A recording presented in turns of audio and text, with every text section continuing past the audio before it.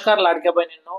तर लाडक्या बहिणींनो, तुम्हाला आता ई-केवायसी करायची आहे, कारण ई-केवायसी करणं हे बंधनकारक केलेलं आहे आणि यासाठी तुम्हाला ई-केवायसी करून घेणं खूप अनिवार्य आहे. तेव्हाच तुम्हाला काय होईल, जे पुढील हप्ते असतील ते तुम्हाला तुमच्या खात्यामध्ये जमा होतील. अन्यथा जर तुम्ही ई-केवायसी केली नाही तर लाडकी बहीण योजनेचे हप्ते तुम्हाला मिळणार नाही.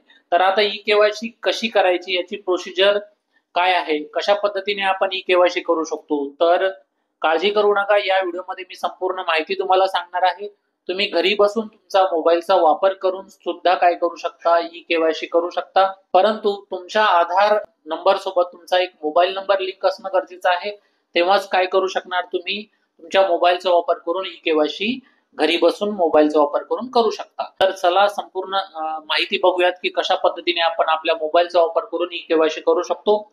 परंतु चॅनलवर पहिल्यांदा आला असेल तर आपल्या चॅनलला सबस्क्राईब करून घ्या.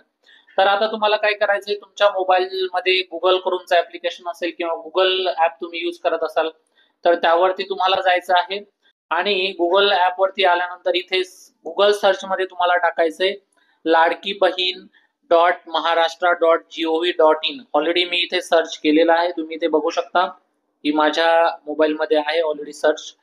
तर तुम्हाला काय करायचंय, त्यावरती क्लिक करायचं आहे किंवा तुम्ही तिथे टाईप करायचं आहे. आता ते केल्यानंतर काय करायचं, तुम्हाला सिम्पली खाली जायचंय, म्हणजे खाली स्क्रोल करायचं आहे. खाली स्क्रोल केल्यानंतर तुम्हाला अशा वेगवेगळ्या साइट्स इथे दिसतील. तर इथे आल्यानंतर खाली एक साइट तुम्हाला दिसेल, तुम्हाला दाखवतो मी.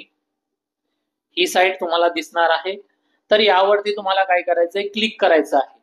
आता इथे क्लिक केल्यानंतर काय होणार आहे सर्व लाडक्या बहिणींनो, की अशा पद्धतीचा आयकॉन तुमच्या समोर ओपन होणार आहे. तर आता तुम्ही इथे बघू शकता की काय काय इथे इन्फॉर्मेशन दिलेली आहे.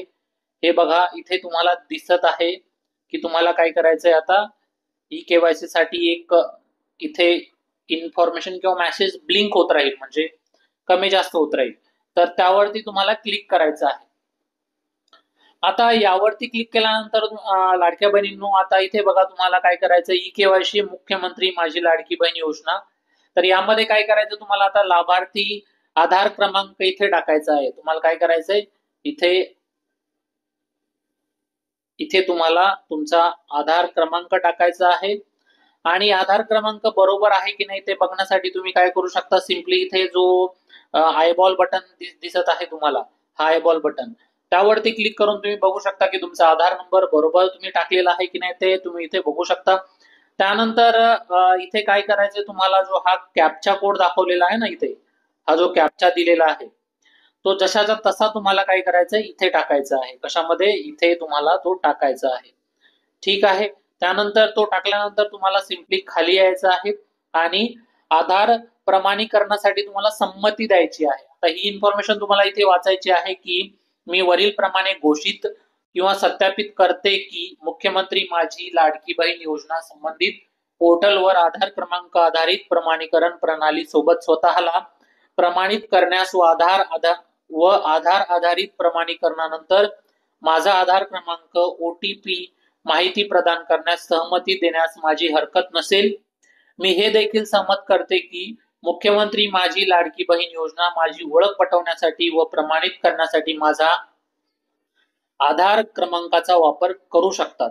तर तुम्हाला काय करायचं, इथे मी सहमत आहे वर टिक करायचं किंवा मी सहमत नाही वरती टिक करायचं. पण तुम्ही आता ई-केवायसी करत आहात तर तुम्हाला काय करायचं, इथे मी सहमत आहे याच्यावरती काय करायचं, तुम्हाला टिक करायचं आहे. आणि त्यानंतर काय करायचंय, OTP पाठवा. त्यानंतर काय होईल, OTP पाठवावर तुम्हाला क्लिक करायचं आहे.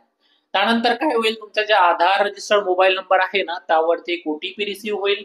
तो OTP रिसीव्ह झाल्यानंतर तुम्हाला समोरील प्रोसिजर करायची आहे. आता ती समोरील प्रोसिजर कशी करायची आहे त्याच्यावरती सुद्धा आपण एक व्हिडिओ बनवलेला आहे. त्या व्हिडिओची लिंक मी या व्हिडिओच्या डिस्क्रिप्शन बॉक्स मध्ये देऊन देईल.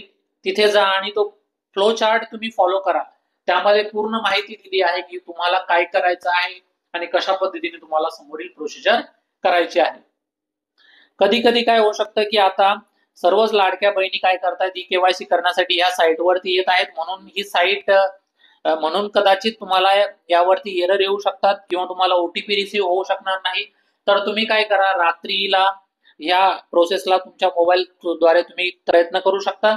किंवा सकाळीच तुम्ही लवकर या साईटवरती येऊन तुमचा ई केवायसी तुम्ही करून घेऊ शकता.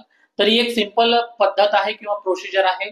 तर चिंता करू नका, अजून 2 महिने तुम्हाला दिलेले आहेत. तुम्हाला फक्त काय करायचंय, तुमचं ई केवायसी करून घ्यायचं आहे. आजच करणं इम्पॉर्टंट आहे असं नाही.